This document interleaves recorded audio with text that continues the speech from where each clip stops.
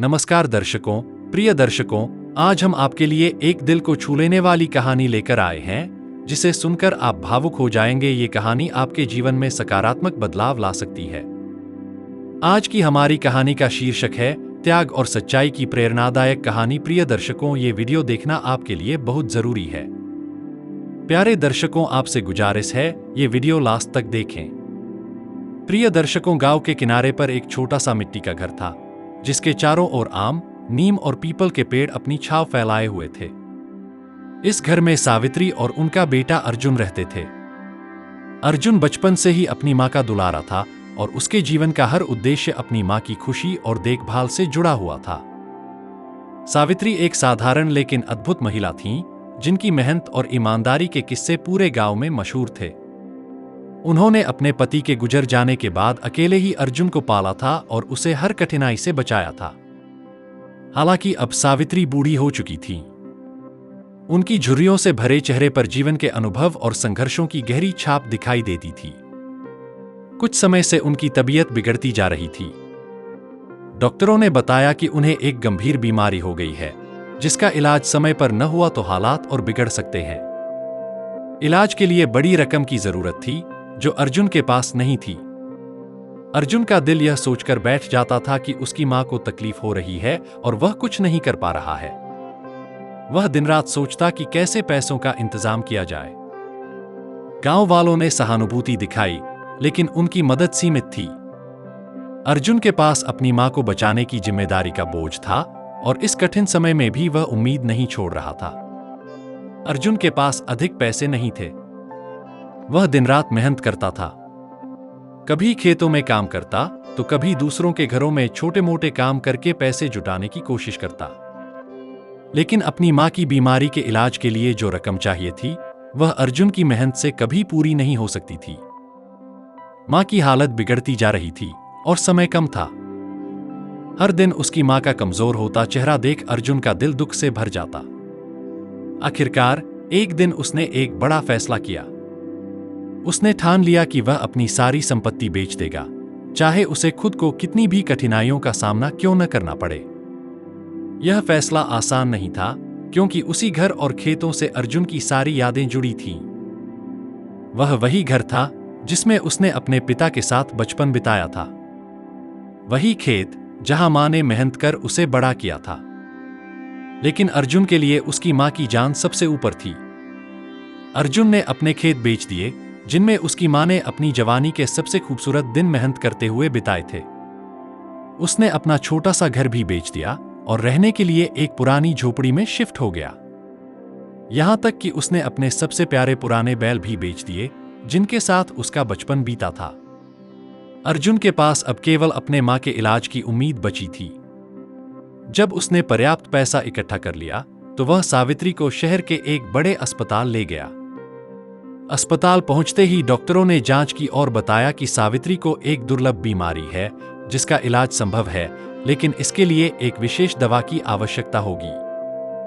यह दवा बेहद महंगी थी और केवल विदेश से मंगाई जा सकती थी। अर्जुन का चेहरा यह सुनते ही उतर गया। उसके पास जो कुछ भी था, वह पहले ही बेच चुका था। अब उसके पास देने के लिए कुछ भी नहीं बचा था। लेकिन उसने हार मानने से इनकार कर दिया। वह अपनी मां के लिए किसी भी हद तक जाने को तैयार था। उसने गांव के साहूकार से मदद मांगी। साहूकार ने ऊंचे ब्याज पर पैसे उधार देने की बात कही। अर्जुन ने बिना किसी झिझक के कर्ज लेने का फैसला किया और वादा किया कि वह अपनी पूरी जिंदगी लगाकर भी उसका कर्ज चुका देगा। अर्जुन की आंखों में एक अटूट संकल्प था। वह जानता था कि उसने सब कुछ दांव पर लगा दिया है, लेकिन उसकी मां की जिंदगी के आगे यह सब कुछ भी नहीं था। उसने अपनी मां की जान बचाने के लिए अपने सपनों, अपनी इच्छाओं और अपनी पूरी जिंदगी का त्याग कर दिया था। दवा आने के बाद सावित्री की तबीयत धीरे धीरे सुधरने लगी। अर्जुन के लिए यह सबसे बड़ा सुकून था। अपनी मां की आंखों में फिर से चमक देखकर उसकी मेहनत और त्याग सफल लगने लगे। वह दिन रात उनकी सेवा में लगा रहता। मां की मुस्कान अब उसके जीवन की सबसे बड़ी पूंजी थी। लेकिन इसी बीच गांव में कुछ अजीब और परेशान करने वाली घटनाएं घटने लगीं। गांव के लोगों ने देखा कि अचानक ही उनके घरों से कीमती सामान गायब हो रहे थे।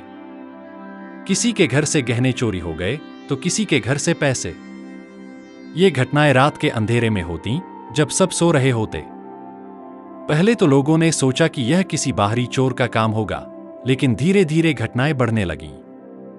एक दिन गांव के सबसे अमीर व्यक्ति के घर से एक कीमती बर्तन और गहने गायब हो गए। अगली सुबह पूरे गांव में इस घटना की चर्चा हो रही थी। लोगों में डर और बेचैनी बढ़ने लगी। हर कोई इस बात से परेशान था कि आखिर इन चोरियों के पीछे कौन हो सकता है। गांव के कुछ बुजुर्गों ने इसे बुरी आत्माओं का काम बताया। उनका कहना था कि शायद किसी ने गांव में बुरी ताकतों को बुला लिया है।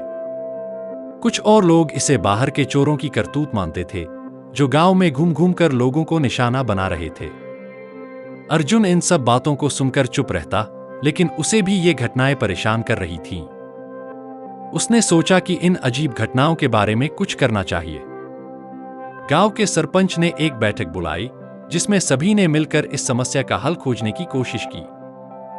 सरपंच ने कहा, हमें रात में पहरा देना होगा। हर घर के पुरुष बारी बारी से रात में गांव की रखवाली करेंगे। अर्जुन ने भी इस काम में आगे बढ़कर हिस्सा लिया।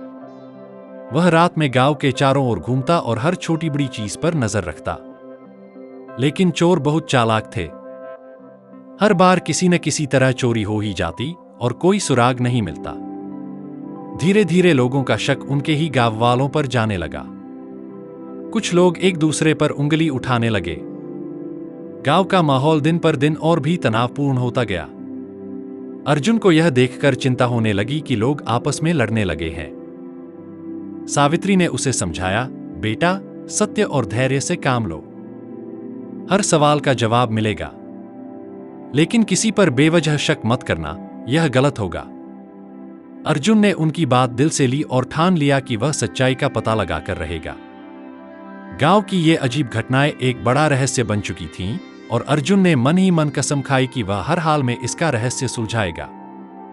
एक रात चांदनी का उजाला गांव की गलियों को हल्का रोशन कर रहा था। अर्जुन अपनी मां को सुलाने के बाद घर के बाहर चौकी पर बैठा था। हवा में सर्दी की हल्की खुनक थी और सब तरफ सन्नाटा पसरा हुआ था। अर्जुन अपनी सोच में डूबा हुआ था कि अचानक उसकी नजर एक परछाई पर पड़ी, जो चुपके से गांव के मंदिर की ओर बढ़ रही थी। यह परछाई कुछ अजीब सी लग रही थी। अर्जुन ने तुरंत सतर्क होकर उसका पीछा करने का फैसला किया। परछाई को देखते हुए अर्जुन मंदिर की ओर बढ़ा। रास्ते में उसकी चाल धीमी और शांत थी, ताकि वह बिना किसी को डरे चोर तक पहुंच सके। जैसे ही वह मंदिर के पास पहुंचा, उसने देखा कि परछाई मंदिर के अंदर दाखिल हो चुकी थी। अर्जुन ने गहरी सांस ली और बिना आवाज किए मंदिर के अंदर झांका। अंदर का नजारा देखकर वह हैरान रह गया। परछाई और कोई नहीं, बल्कि उसका बचपन का दोस्त रघु था। रघु के हाथ में एक भारी बैग था, जिसमें कुछ चमकदार चीजें झलक रही थीं। अर्जुन समझ गया कि यह वही चुराए गए गहने और पैसे हैं, जिनके बारे में गांव में चर्चा हो रही थी। रघु मंदिर के एक कोने में बैठा बैग को छिपाने की कोशिश कर रहा था। अर्जुन ने अपनी हिम्मत जुटाई और रघु के पास जाकर उसका हाथ पकड़ लिया। रघु चौंक गया और घबराते हुए बैग को छुपाने की कोशिश करने लगा, लेकिन अर्जुन ने उसे रोक लिया। उसकी आवाज गुस्से और दुख से कांप रही थी। उसने पूछा, रघु, यह सब क्या है? तुम ये चोरी क्यों कर रहे हो? तुमने गांव वालों के विश्वास को क्यों तोड़ा? रघु का चेहरा शर्म और पछतावे से झुक गया। उसकी आंखों से आंसू बहने लगे। उसने अर्जुन से रोते हुए कहा, अर्जुन, मुझे माफ कर दे। मैं यह सब अपनी मर्जी से नहीं कर रहा था। मेरे परिवार पर भारी कर्ज है। साहूकार ने धमकी दी है कि अगर मैंने जल्द ही कर्ज नहीं चुकाया तो वह हमारे घर और जमीन छीन लेगा। मेरे पास और कोई रास्ता नहीं था। मजबूरी में मुझे यह सब करना पड़ा। रघु की बात सुनकर अर्जुन का दिल पिघल गया। वह जानता था कि रघु एक अच्छा इंसान है और ऐसा काम वह अपनी परिस्थितियों के कारण कर रहा है। अर्जुन ने गहरी सांस लेते हुए कहा, रघु, मैं तुम्हारी मजबूरी समझता हूं, लेकिन यह रास्ता बिल्कुल गलत है। चोरी से तुम्हारी समस्या का हल नहीं निकलेगा, बल्कि और भी परेशानियां खड़ी हो जाएंगी। गांव वाले तुम्हें कभी माफ नहीं करेंगे। हमें इस समस्या का हल मिलकर निकालना होगा। अर्जुन ने रघु को आश्वासन दिया कि वह उसकी मदद करेगा, लेकिन उसे चोरी का यह रास्ता छोड़ना होगा। उसने रघु से कहा कि अगले दिन वह गांव के सरपंच के पास जाकर अपनी गलती कबूल करे। मैं तुम्हारे साथ खड़ा रहूंगा, अर्जुन ने वादा किया। रघु ने अर्जुन का हाथ पकड़कर कहा, मैंने बहुत बड़ी गलती की है। अगर तुम मेरे साथ हो तो मैं अपनी गलती स्वीकार करने के लिए तैयार हूं। अर्जुन ने रघु को गले लगाया और उसे विश्वास दिलाया कि वह अकेला नहीं है।